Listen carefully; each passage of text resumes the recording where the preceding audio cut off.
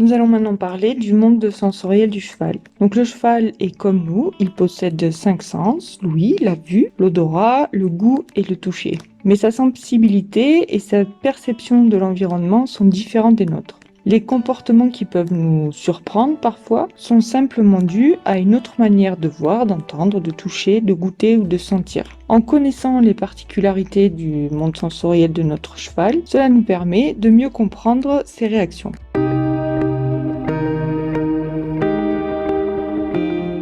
L'acuité visuelle du cheval, tout comme la nôtre, est la capacité à distinguer les détails fins d'un objet. Cette acuité est différente de la nôtre et variable selon les individus. Les chevaux sont comme nous. Certains voient mieux que d'autres. Il est cependant difficile de savoir et d'évaluer simplement leur acuité visuelle. Ils vont pas chez l'oculiste ni chez l'opticien. Si toutefois un cheval il fait toujours les écarts du même côté, par exemple, s'il a peur des choses qui arrivent sur sa droite, il faut se demander s'il voit bien de l'œil droit. Les muscles de l'œil du cheval ne lui offrent pas la possibilité de voir loin et près à la fois. S'il vous regarde et aperçoit un congénère qui passe au loin, il va lever la tête pour voir loin. A l'inverse, pour voir de près, il baissera l'encolure. Ainsi, un cheval qui va sauter un obstacle a donc besoin de lever l'encolure à l'abord pour le voir distinctement et en apprécier le relief et la largeur. Et également, quand il passera un fossé, il devra baisser la tête pour pouvoir apprécier le fossé et bien le franchir.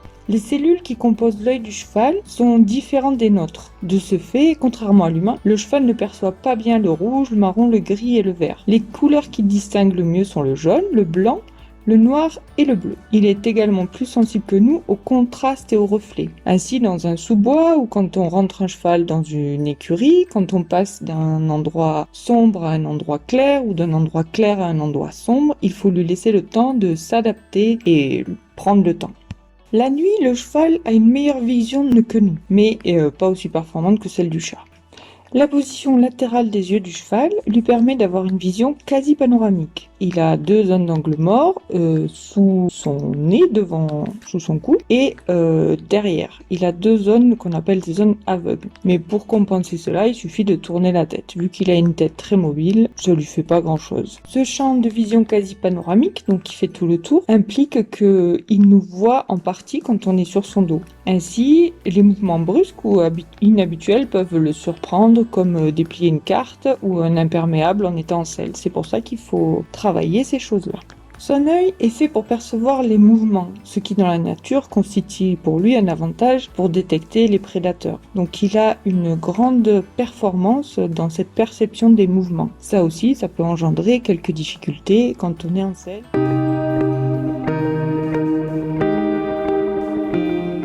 Si on observe les oreilles du cheval, on s'aperçoit qu'elles sont extrêmement mobiles. Elles pivotent dans toutes les directions. Dès que le cheval entend un bruit, il oriente ses oreilles vers celui-ci.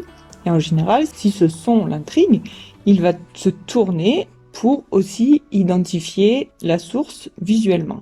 Il entend à peu près les mêmes gammes de sons que nous, mais il entend aussi des sons que nous ne sommes pas capables de percevoir, les ultrasons. Il reste tout de même moins performant que le chien. Ne soyez pas surpris si votre cheval sursaute en forêt sans que vous sachiez pourquoi. Il a peut-être entendu un chasseur qui rappelait son chien avec un sifflet ultrason. Comme chez l'homme, le cheval âgé entend moins bien.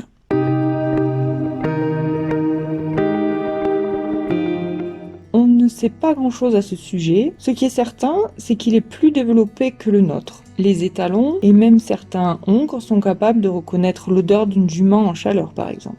Lorsqu'un cheval est particulièrement intéressé par une odeur, il adopte une posture caractéristique, le flehmen. Il retrousse sa lèvre supérieure en découvrant ses gencives. Ainsi, il emprisonne l'air dans sa cavité nasale. Il peut ainsi analyser la composition chimique de l'odeur grâce à un organe spécialisé que l'homme n'a pas.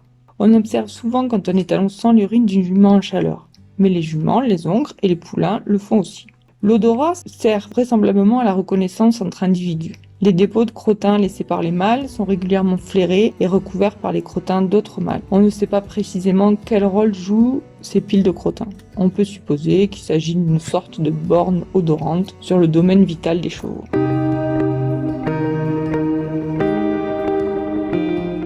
Donc c'est un sens essentiel pour nous cavaliers, puisque quand nous allons monter à cheval et en selle, nous allons utiliser toucher pour communiquer avec notre cheval. Donc le cheval possède des zones très sensibles. au niveau de l'encolure et du garrot. Il possède des muscles possiers qui font frémir la peau, par exemple quand une mouche, un insecte se pose. Il a également des poils tactiles ou vibrissent sur la tête, sur le nez, le menton et autour des yeux. Ces poils lui permettent de sentir par exemple le relief sous son menton où il ne voit pas, et cela lui évite ainsi de se cogner sur sa mangeoire ou quand il mange l'herbe par terre. Il faut vraiment ne pas couper ses poils sous aucun prétexte. D'autres parties du corps sont plus sensibles que d'autres, la tête, les oreilles, les flancs, le ventre, l'intérieur des jambes. Et chaque cheval a sa propre sensibilité. C'est pour ça qu'il est important de connaître son cheval et de pouvoir s'adapter aux variations de chacun. Le toucher passe aussi par les pieds. Les chevaux de randonnée, par exemple, tâtent ainsi le terrain avant de s'avancer sur une surface incertaine. De même, avant de se rouler, le cheval gratte le sol, vraisemblablement pour choisir le terrain qu'il préfère et le plus approprié.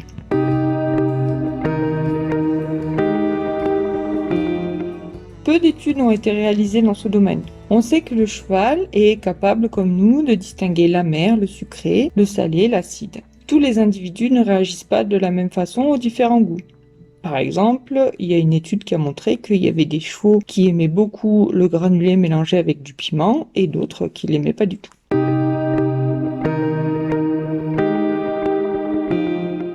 Maintenant, de la bouche du cheval. En premier lieu, les lèvres. Donc les lèvres sont recouvertes de vibrisses. C'est des poils longs, durs, qui permettent au cheval de choisir ses aliments. Un cheval peut sélectionner des tout petits brins d'herbe parmi les plus attrayants. C'est pourquoi le cheval est appelé un brouteur sélectif. Donc les lèvres du cheval sont également très mobiles, ce qui lui permet et ce qui lui sert à attraper des aliments. Après avoir pincé l'herbe avec les lèvres, il la coupera avec les incisives.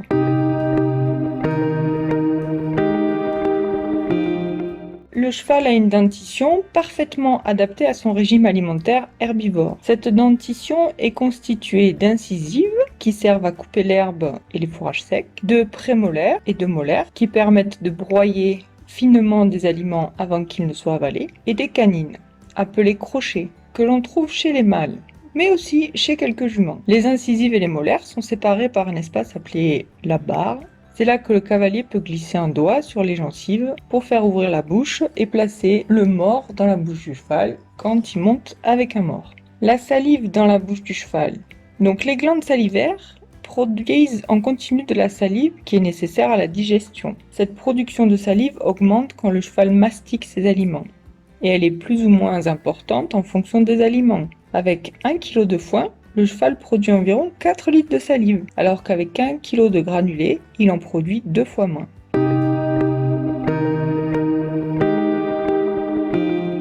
Donc le cheval est un herbivore, mais ce n'est pas un ruminant comme la vache ou le mouton. Son alimentation doit comporter des fibres pour faciliter le transit intestinal et des éléments nutritifs pour lui apporter les éléments dont il a besoin et l'énergie nécessaire. À l'état naturel, il passe la moitié de son temps, c'est-à-dire entre 12 et 18 heures par jour, à brouter de l'herbe. Cette absorption régulière de petites quantités convient très bien parce qu'il a un petit estomac de 12 à 15 litres. Lorsqu'il n'est pas dans un pré avec de l'herbe, il aura aussi besoin de manger très longuement du foin ou de la paille accessoirement. Cela l'occupe, lui permet de bien digérer et il faut donner par petites quantités en plusieurs repas fractionnés. Alors, reconnaissons maintenant les différents aliments de base. Donc l'herbe, les chevaux et les poneys bottent l'herbe, qui est leur alimentation naturelle. L'herbe peut comporter des plantes diverses, le raigras, les graminées, la luzerne, le sainfoin. Chaque plante qui compose la prairie possède un cycle de croissance et une valeur nutritive spécifique. Le foin, l'herbe se consomme aussi coupée et séchée sous forme de foin.